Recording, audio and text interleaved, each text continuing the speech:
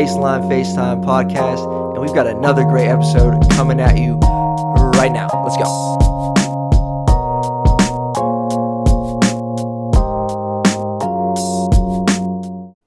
All right, welcome back, everybody, to the Baseline Facetime Podcast. This is episode 31 of the Baseline Facetime Podcast, and really a special edition episode as we're going to get into some Super Bowl talk, and obviously normally a NBA-centered podcast. We're going to dive into the NFL on this episode and talk about the Super Bowl that is now just under 48 hours away just from the time of recording. And so we're going to get into that and a whole lot more of NBA news and things. Just a reminder to you, you can contact our podcast at baselinefacetimepodcast@gmail.com. You can follow us on Instagram, Baseline Facetime Podcast, on that site, and wherever you're listening or watching, whether that be Apple Podcasts, Spotify, Google Podcasts, Pocket Casts, YouTube, whatever the case may be, make sure you subscribe and tune into more episodes. This is usually a weekly podcast. Sometimes twice a week we'll get NBA-centered content out there to you, so be sure to tune in for more episodes of that. But again, diving into the NFL today, and if you are watching the pod, you can see that I'm wearing my Tom Brady jersey. Actually just got it in time for the Super Bowl, Buccaneers edition, and I'm ready to roll. I'm really excited for the Super Bowl, pitting the Tampa Bay Buccaneers and the Kansas City Chiefs, looking to defend their title. So without further ado, we have a special guest joining us today, and you'll see why he has gotten the nod or the invite onto the pod here in just a moment. But this is Chase Ray. Chase, say what's up. Hey, what's up, everybody? Hey, man. How Hey. you doing? Good. Good. So Chase, or as I like to call him, C-Ray, Chase Ray, joining us all the way from Virginia. And the reason he's on the pod and the reason we're going to dive into just a few questions with him today is because he is a lifelong Patriots fan. So C-Ray, get into that. Why the Pats? And yeah. Yeah, most of my family's up in Massachusetts area, so I was a Patriots fan from '99, so pre-Brady, so Bledsoe was the first. Okay, so you hopped on even before Brady, so you've been a Pats fan a long time, and you've gotten a lot of success, obviously, with 6 rings during that span. Pretty wild. So I'm just curious, and the reason, again, that I have you on today is because, obviously, Tom Brady is no longer a New England Patriot, and so I'm wondering, as a Patriots fan, you guys had a rough year. There's no other way to put that. And you're seeing what Tom Brady was able to do this season. What has this year been like for you as a Pats fan, watching him do what he's done? It's definitely a change to see him in a different jersey and everything. Definitely excited that he played well, but he doesn't play on New England anymore. We had Cam, so. But So you're. Go ahead. I'm definitely rooting for Brady, though, throughout the whole year. I have. Okay, so you've been rooting for him, actually. And I don't know if Yes. that's the same for – is that the same for most Patriots fans? What do you think? I'm going to say 60-40, 60% rooting for him, 40 not, but I'm Okay. definitely on the 60 side. Yeah, so you've been pulling for him this year. What's been your thoughts just in this playoff run? So obviously they got into the playoffs. They didn't win their division. They've been on the road throughout. They're actually going to play at home in the Super Bowl. But, they beat that Washington team. Washington hung around a little bit. Then they went to New Orleans and beat the Saints in possibly Drew Brees' final game.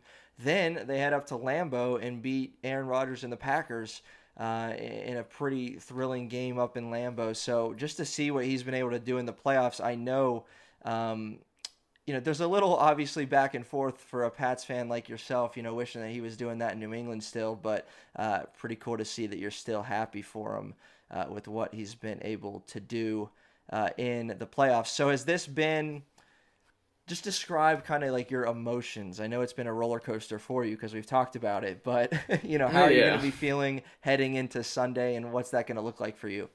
My emotions are definitely excited for him. I think it's the most impressive playoff run he's made because he had to go to the wildcard round. He's never made it to the Super Bowl from the wildcard round. Mm-hmm.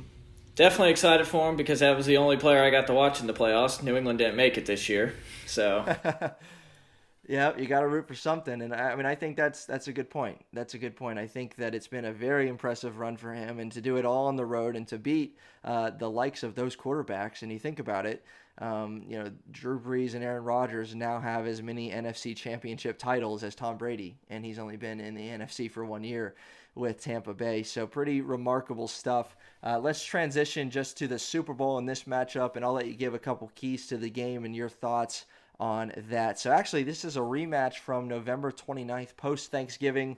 The Chiefs Chiefs won that game 27-24. They went up 17-0 early. I remember Tyreek Hill. I don't know if you remember that game. Tyreek Hill had like 200 and some yards, it seemed like, I think in the first quarter. Yeah. Let alone the first half. He ended up with 269 yards and 3 touchdowns receiving for Tyreek Hill. Mahomes had over 460 passing yards. But that is actually Tampa Bay's last loss. It was way back on November 29th, 27-24 to these Kansas City Chiefs. They were able to close out the regular season hot, getting 4 straight wins, able to make the playoffs, and of course they've won the 3 in the playoffs. So let me ask you this. You're excited for this Super Bowl, excited to see hopefully Tom Brady bring it home or keep it home in Tampa Bay. But what's a key to the game for you? What do you think is going to help them to do that? Mostly stop Patrick Mahomes, keep him in the pocket, honestly, and get a couple sacks on him. Get a couple sacks, get him flustered. And that's easier said than done. Yeah, well, the Bucs have a good defense, so. Yeah, they do have a good defense, and I think, we saw what San Fran did last year. Mahomes had 2 picks, somehow won Super Bowl MVP, shouldn't have, but we'll see if they can rattle him.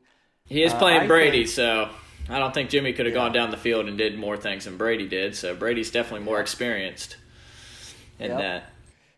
So do you think it's going to be a bigger key of Tampa Bay just getting stops and stopping Mahomes, or do you think they're going to have to just keep up on the scoreboard and maybe get into the 40s? Like, what do you think is going to help them more?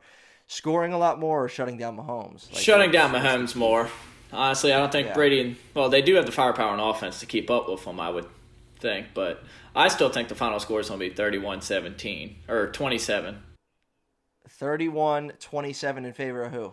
I'm going Bucks on that one. All right, so that is Chase Ray's Super Bowl prediction here on the Baseline Facetime Podcast. 31-27, the Tampa Bay Buccaneers. So you see Kansas City only scoring 27 in that one. And let me guess, your Super Bowl MVP will be none other than Tom Brady. Yes. He's going to get 5. Another Super Bowl MVP, another ring. That would be ring number 7. I don't know if you saw, but they said that Tom Brady almost wore number 7. Yes, I did see that. When he went to Tampa Bay. That would have been pretty cool. I wish he would have done that just in pursuit of this 7th ring. So we'll see if he is able to get it done with the Tampa Bay Buccaneers. I'm rooting for him. I'm rooting for Brady. Haven't been, I'm not a Patriots fan by any means, but I've always liked Tom Brady, and it'll be interesting to see if he can get it done. He's the underdog in this one. I don't know what past Super Bowls he's been the underdog in. Maybe that first one he had. Yeah, definitely the Rams one, that very first one. They're favorites in the Panther one and the Eagle one. Definitely favorites against the Giants in both of those, but they lost. Yep. He hasn't been, an underdog, and I would definitely say that they are, given Kansas City's defending champions and given just their offensive firepower. But it'll be interesting to see if Tom Brady's able to get it done. So it'll definitely be a close game. Yeah, I think it'll be good. I'm looking forward to it. I would love to see Tom Brady get it done. It's kind of like people are also saying it's Michael Jordan against LeBron if they were to ever have matched up. So kind of a hot take there. That'd be cool. But, man, that would have been awesome if we were to see LeBron and MJ. But, that is all for NFL Super Bowl predictions. And, again, just from the perspective of a Patriots fan, that is Chase Ray joining the Baseline Facetime Podcast. Chase, any last words? Go Bucks on this weekend. Thanks, Troy, for all this. All right. You got it. Go Bucks. And, all right, man, I'll talk to you later. All right. All right. So transitioning out of that and just some NFL talk, of course, we're going to get into some NBA news and notes and standings and things like that. So in the Eastern Conference and Western Conference, we saw two centers winning Player of the Month. The first time that has happened since 2006, that two centers have won that award way back when in 2006, Dwight Howard and Yao Ming. But Joel Embiid and Nikola Jokic winning Player of the Month for their respective conferences. Something to note there. Those guys have been playing at an exceptional level. We see the Portland Trailblazers, who are continuing to be plagued by injuries. Not only C.J. McCollum and Yusuf Nurkic, who are out for quite a long time, but to join them is Derek Jones Jr., who's been starting games this year, Nasir Little out, and most recently Damian Lillard missed the 76ers game, the game that they had in Philadelphia last night, but they were actually able to upset the 76ers, who were nearly at full strength in that one, just missing Ben Simmons. So something to note there. Portland looking to continue fighting even with a plagued roster at the time being. 76ers still holding on to the number one seed, currently out east. There's still a battle going on in the Western Conference between the Clippers, Lakers, and the Utah Jazz up top over there. Something else worth noting, Bradley Beal, we know what he's been doing this year, averaging upwards of 35 a game. And he set a new record this year. He's the current record holder for most consecutive losses in 40-point games. So in 10 straight games, Bradley Beal has lost while he scored 40 points in said game. So pretty remarkable. Not exactly the stat that you want to be on from a team point, but Bradley Beal has certainly been hooping, and they were actually able to get a pretty crazy upset over the Brooklyn Nets just a few days ago. So keep note of that and what the Washington Wizards are doing. Bradley Beal obviously been one who's been in the trade rumor mill as of late. Recently said that he wants to stay in Washington, I believe was what was reported. So we'll see if he stays put and if they can turn the ship around. They've certainly dug themselves into quite a hole. In other NBA news, we have seen no positive tests for COVID-19 around the league in the last week. 0 positive tests, a pretty big deal. And out of that, we've seen some rumors of the NBA All-Star Game, possibly finding its way onto the scene, and we are. So the NBA All-Star Game is currently set for March 7th to be held in Atlanta, Georgia. And there's certainly been a little bit of an uproar over that from some players, namely LeBron James, who disagrees with it. So we'll see if LeBron gets what he wants and they end up not going through with the All-Star Game this year. We'll see what happens there. All right, so now it is time to give out some awards here on the Baseline Facetime Podcast, as we normally do. So Baseline Baller of the Week this week goes to Kawhi Leonard.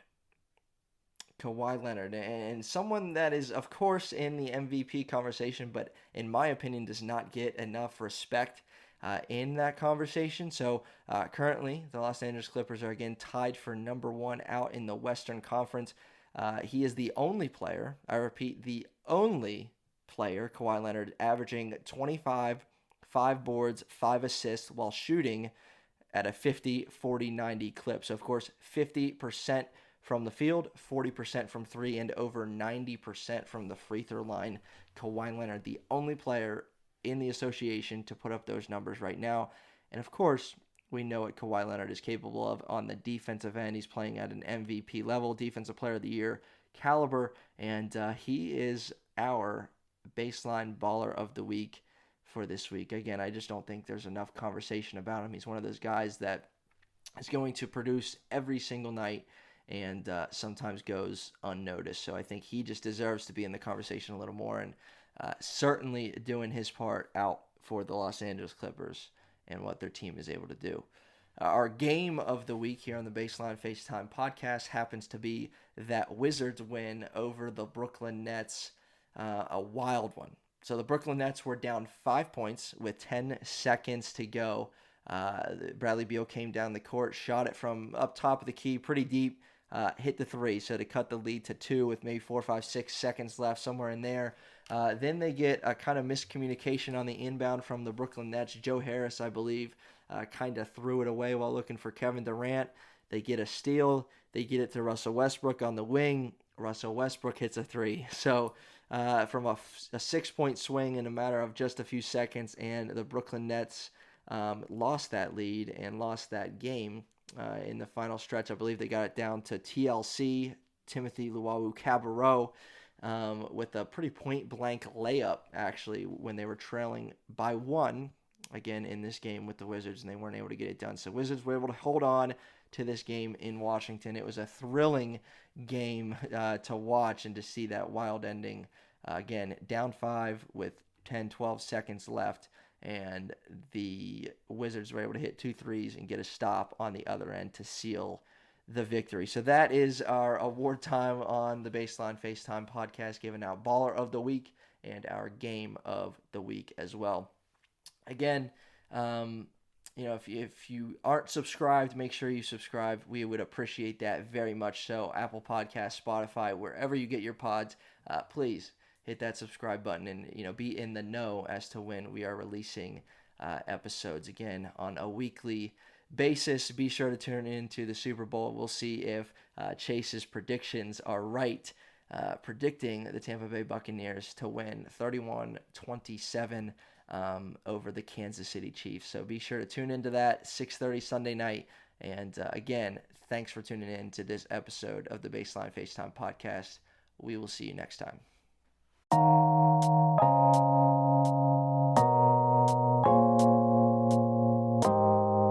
Hey, thanks so much for tuning in to this episode of the Baseline Facetime Podcast. If you haven't already, hit that subscribe button, and we'll see you next time. Thanks.